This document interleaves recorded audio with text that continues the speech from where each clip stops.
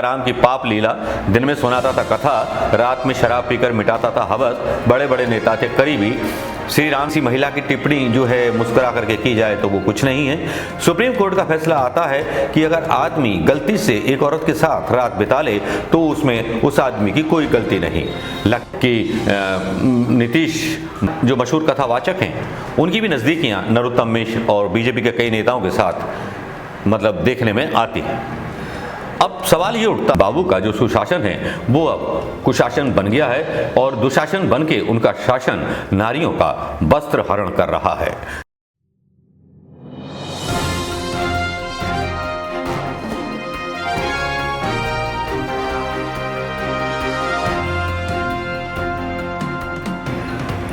दोस्तों नमस्कार, मैं मनोज कुमार शर्मा एक बार फिर आज़ाद हिंद आवाज़ न्यूज़ के लिए। जी हाँ दोस्तों, नया कलेवर है और कलेवर नया कैसे ना हो। देश का कलेवर जो बदल गया है, देश में राज्यों का कलेवर जो बदल गया है, शोषितों की बात करके और शोषितों की वोट लेके और नारियों की बात करके, नारी की भलाई की बात करके जब नेता जो हैं खुद इस हद तक उतर आए कि उन लोगों की न सुने जिन लोगों के साथ उनके राज्य में अन्याय होता है।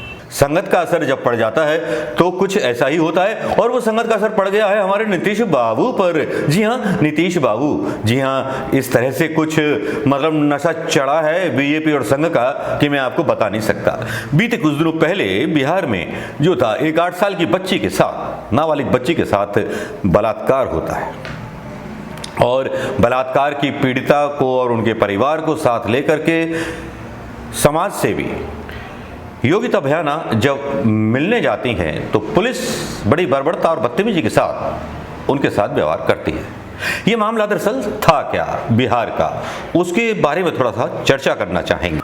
अब इस कड़ी में होता क्या है, ये मतलब इस तरह की रेप की वारदातें आती रहती हैं बिहार में। ज़्यादातर महिलाओं के बारे में काफ़ी बर्बरतापूर्ण जब खबरें सुनने को मिलती हैं तो लगता है कि नीतीश बाबू का जो सुशासन है वो अब कुशासन बन गया है और दुशासन बन के उनका शासन नारियों का वस्त्र हरण कर रहा है। जी हाँ, इसीलिए एक समाज सेवी योगिता भयाना आती हैं और पीड़ित परिवार के लिए आवाज़ उठाती हैं। ये लड़की माका की लड़की होती है। पूरा मामला क्या है मैं आपको बताता हूं। बिहार के बांका जिले के चांदन में 8 साल की बच्ची के साथ हुई हैवानियत के खिलाफ आवाज उठाने दिल्ली से पटना पहुंची सोशल एक्टिविस्ट योगिता भयाना के साथ पुलिस ने अभद्र व्यवहार किया। दरअसल योगिता सीएम नीतीश कुमार से मिलने उनके आवास की ओर पीड़ित पिता के साथ जा रही थी। हाथ में जस्टिस फॉर बांका गर्ल का पोस्टर लिए योगिता को पुलिस कर्मियों ने रोक लिया। उनसे कहा कि महिला हैं, महिला की तरह रहिए। योगिता ने इस बाबत पूछा कि अब यही बताएं कि बिहार में महिलाएं कैसे रहती हैं। दोस्तों याद होगा मनमोहन सिंह सरकार जब थी, निर्भया कांड हुआ था, तो उस बलात्कार कांड को जिस तरह से मीडिया ने बताया था और जिस तरह से पेश किया गया था, उस तरह से कांग्रेस सरकार संकट में आ गई थी। लगता था कि पूरा देश उस रेप के खिलाफ कानून आज ही पास करा के रहेगा, लेकिन उस कानून को पास कराने में कितने कामयाब हुए या कितने रेप वालों को सजा हुई, जबकि अदालतें ये कह देती हों कि किसी महिला की टिप्पणी जो है मुस्कुरा करके की जाए तो वो कुछ नहीं है। सुप्रीम कोर्ट का फैसला आता है कि अगर आदमी गलती से एक औरत के साथ रात बिता ले तो उसमें उस आदमी की कोई गलती नहीं। लगता है निर्भया के जमाने में कानून कुछ और था और आज मोदी जी के जमाने में कानून कुछ और हो गया है। जी हाँ, ये वही नीतीश कुमार हैं जिन्होंने शराबबंदी कर महिलाओं के साथ न्याय की बात की थी। दावा किया था कि पुरुषों की दारू बंद हो जाएगी तो महिला चैन में आ जाएंगी। लेकिन यहाँ पर अकेली योगिता भयाना उन रेप पीड़ित परिवार को लेकर के मिलने जाती हैं। उनके साथ कोई भीड़ भाड़ नहीं होती, कोई शोर शराबा करने वाले उपद्रवी तत्व नहीं होते। अगर नीतीश कुमार मिल लेते तो क्या घिस जाता? भाई सुशासन बाबू हैं, अगर मिल लेते तो कम से कम ये संदेश देने में सफल हो जाते कि हाँ, न्याय उनके यहाँ मिलता है, न्याय जिंदा है बिहार में। लेकिन नीतीश कुमार की पुलिस ने उल्टा क्या किया योगिता भयाना के साथ, ये वीडियो देख लीजिए।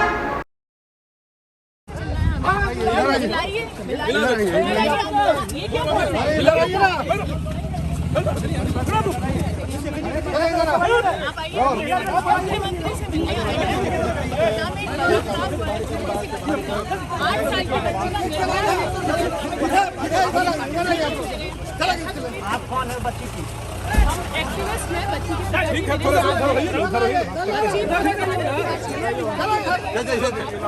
बलात्कारियों को ऐसे धक्का मारिए। हमें मुख्यमंत्री से मिलना है, पिताजी हमारे साथ हैं। हाँ तो मिलने दीजिए आप।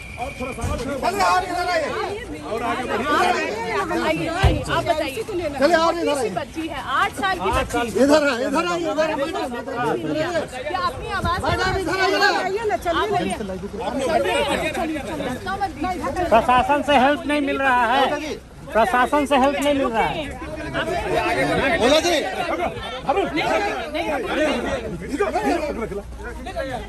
क्या सूरत पर यहाँ आने की प्रशासन से मदद नहीं मिल रही है?